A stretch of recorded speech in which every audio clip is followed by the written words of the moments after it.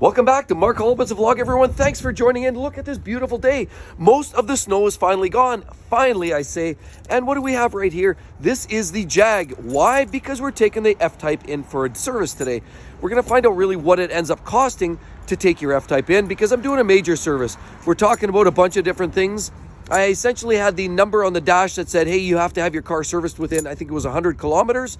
So we're going to take it in, we're going to see what it needs, and then I'll let you know what it ends up costing at the end. But as well, I know a lot of you guys out there probably wonder, is it affordable to, in fact, to own an F-Type or to own a Jaguar in general? That's sort of a two-part conversation, but I want to share with you as we get along on the day here. Let's go. There it is, the beautiful F-Type. But first of all, let's go for a cold startup and see how that exhaust sounds.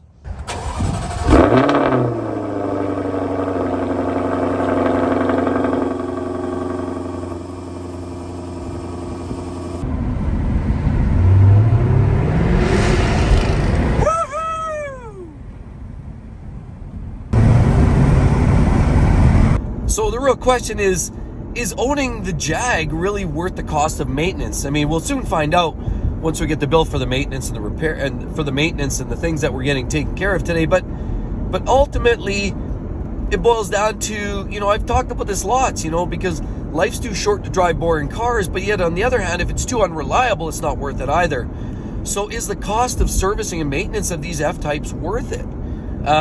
Like I said, I'll summarize that a little later on. Once we get the bill, I'll talk about that in a little more detail. But ultimately, we all romanticize about what it's like to get behind the wheel of a Lambo or a Ferrari or even, heck, an Aston Martin or even an F-Type. We have these romantic feelings and thoughts. But then when you get behind the wheel, you buy it, you throw down your hard-earned dollars and you start driving these vehicles, do you start to regret? Do you have a remorse? Did I spend money on a car that maybe I really didn't need that much after all? I mean, when you actually wind up living with the car for a period of time, that's when you start figuring it out, whether it was truly worth it or not. So we'll talk about that here in a little bit. But here we are, we're rolling into the dealership now. We're going to drop the car off for some of the servicing. We have arrived. Some great new cars here. Maybe we'll take a look around when we're here. We're going to wait for a shuttle anyway. So let's take a look and see what we got going on here. Oh, there's a great spot. Let's park there. The F-Type likes being snuggled away in the nice corners. Let's see here if we can do this.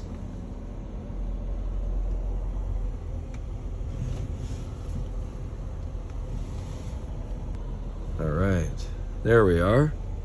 Oh, that thing just looks so right. Who doesn't love the look of an F-Type? Look at the corner haunches here. Beautiful car. So let's lock it up.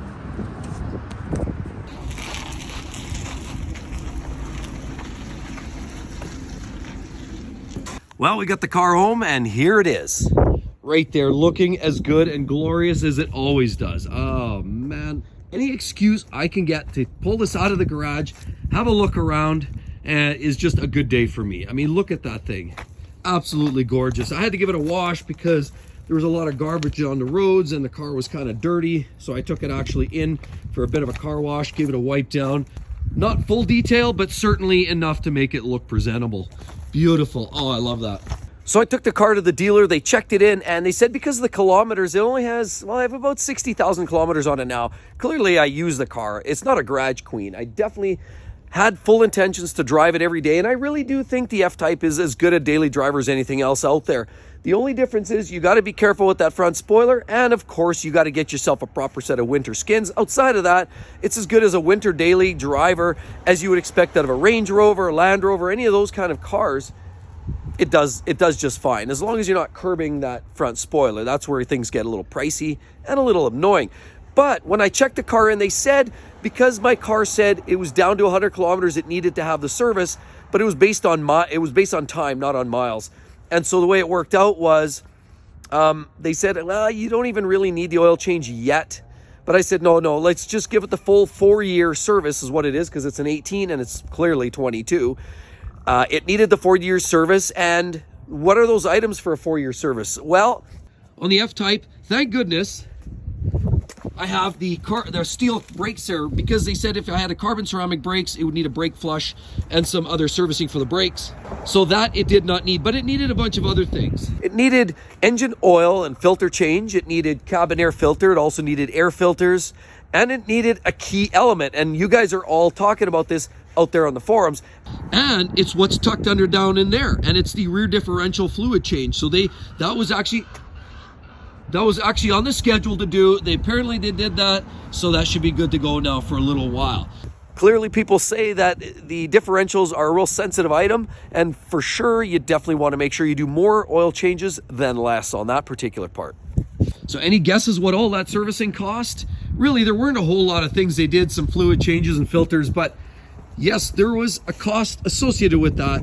And I know some of you guys out there are saying, well, why don't you do some of it yourself? And definitely, I'm not scared to do my own servicing. Clearly, I have my own tools. I've done a lot of my own maintenance on a lot of my own vehicles, including Lamborghini. I mean, I've done a bunch of work on that car. I'm not intimidated. The only reason I'm getting the dealer to do it right now is literally because of the warranty. There's a warranty. You want to make sure you're following it and that they have full record of it. So even though, yeah, I could probably do it myself and, put the receipt in there for the oil and for the filters and put that all in my glove box, the reality is just while the car is on warranty and CPO warranty, might as well just get the dealer to do it and be done with it, follow all the records. Then you also have a bit of a history, to trace. If you do ever, God forbid, sell the car, at least there's a history there. And certainly, it never hurts to have a pile of bills or receipts. But there was something that happened with the car that still leaves me a little bit confused. Now, one thing, it wasn't just a service.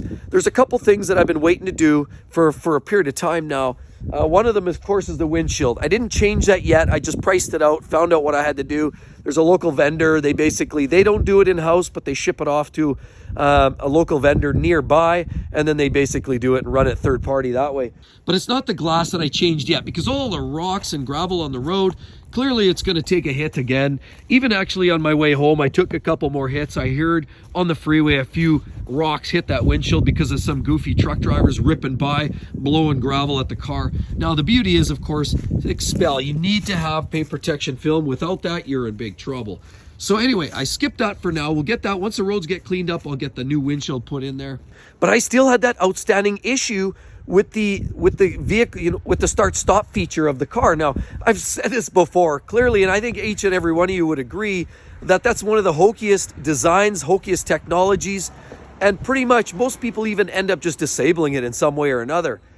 I can't say I disagree with that. I totally agree with that. I don't like the technology. I don't like that whole feature.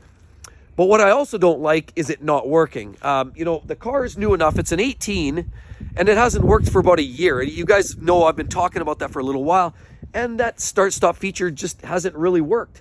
It actually turned off once on my way home today, but again, apparently the dealer took the car out for about a 40 or 50 kilometer drive, is what I'm told, just to test it, warm it up, try it, and it just wouldn't do it. So apparently they spent a few hours in the shop trying to troubleshoot it, driving the car, testing a few things, whatever that looked like, and they still couldn't figure out why, in fact, it's not working. Like I said, for me, it's just I want it working because I like everything functioning on my car.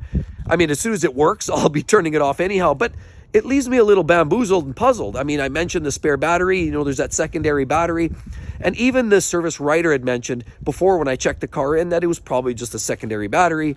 And so I said, go ahead, let's troubleshoot, let's fix, let's get it going. But after so many hours, I picked the car up. That's something they said they may need further diagnostics to troubleshoot. For some reason, it's just not working, not consistently anyhow. So not sure what's going on there. But at the end of the day, what did I pay for servicing for this? And today, those filters, those oil changes that I did, all summed up to a total of about $1,100 Canadian funds. Now, I don't know what it costs where you guys are from. Love to hear down in the comment section below. But, obviously every country's a little different. US, with the conversion of the dollar, you guys probably pay $300 for the same service. We just get hosed here in Canada. We get hosed on cell phone bills. We get hosed on car services and maintenance. We get hosed on everything. We don't have the buying power here, and we get just gouged. Plus, the conversion of the dollar just means we're always sucking the hind teat.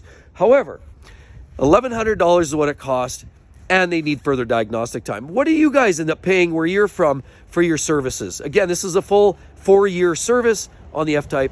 What is your cost? And again, the original question that I started out today was, is it worth it in your eyes? Like, I mean, the honeymoon, you know, about driving a car like this, you know, maybe before you actually buy it and you're reading magazines and watching videos and you're like, oh, I need that. I fantasize about driving an F Type.